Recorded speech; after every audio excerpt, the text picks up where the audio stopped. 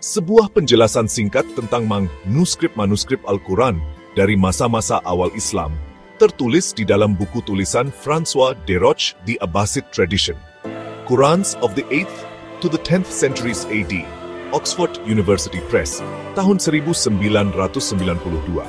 Sebuah telaah menunjukkan adanya perbedaan-perbedaan ini. Manuskrip-manuskrip Al-Quran yang kemungkinan besar, dituliskan sebelum tahun 800 dibuat dengan menggunakan gaya tulisan miring yang disebut naskah gaya Mail atau Hijazi, di mana, sebagai contoh, huruf Arab atau L tidak dituliskan secara tegak dari atas ke bawah, sebagaimana di dalam semua naskah Arab yang dipakai sekarang, tetapi dituliskan miring dari kanan atas ke sisi kiri bawah.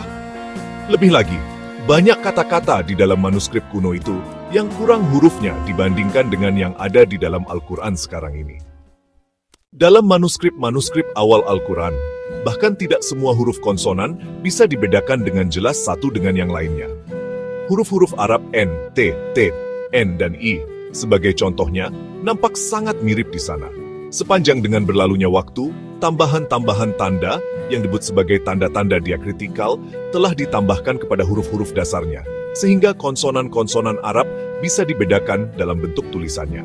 Pada awalnya, tanda-tanda itu berupa garis-garis kecil, dan kemudian, setelah sekitar tahun 900, titik dipakai di atas atau di bawah huruf dasar, membedakan satu konsonan dengan konsonan lainnya. Karena itu, teks dari Al-Quran yang awal sangat membingungkan kalau dilihat dari perbedaan konsonan yang ada.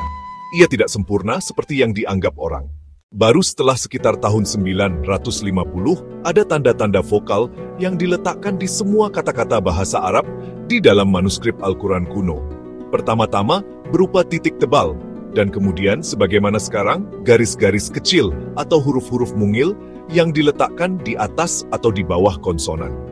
Karena makna dari kata dalam bahasa Arab sangat bergantung kepada vokal yang menyertainya. Teks dari Al-Quran kuno itu juga membingungkan dari sisi pemakaian vokalnya.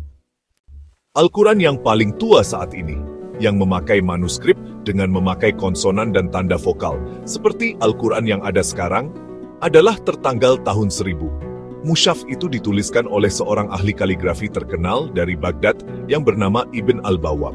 Semua mushaf Al-Quran yang ada dahulu berbeda dengan Al-Quran yang ada sekarang.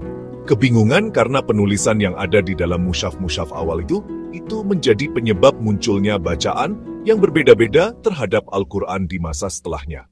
Salah satu manuskrip yang paling tua dari Quran yang sampai ke tangan Muslim hari ini adalah Mushaf Topkapi, yang disimpan di Museum Topkapi dalam nomor S44-32. Namun ini pun masih kehilangan 2 halaman atau 23 ayat dari Quran sekarang ini, serta memuat sejumlah perbedaan nyata antara Mushaf Uthman dan Mushaf Topkapi dan Taskent. Lihat terbitan resmi IRCK, Organization of the Islamic Conference Research Center for Islamic History, Art and Culture, tentang Al-Mushaf Al-Sharif, attributed to Uthman bin Affan.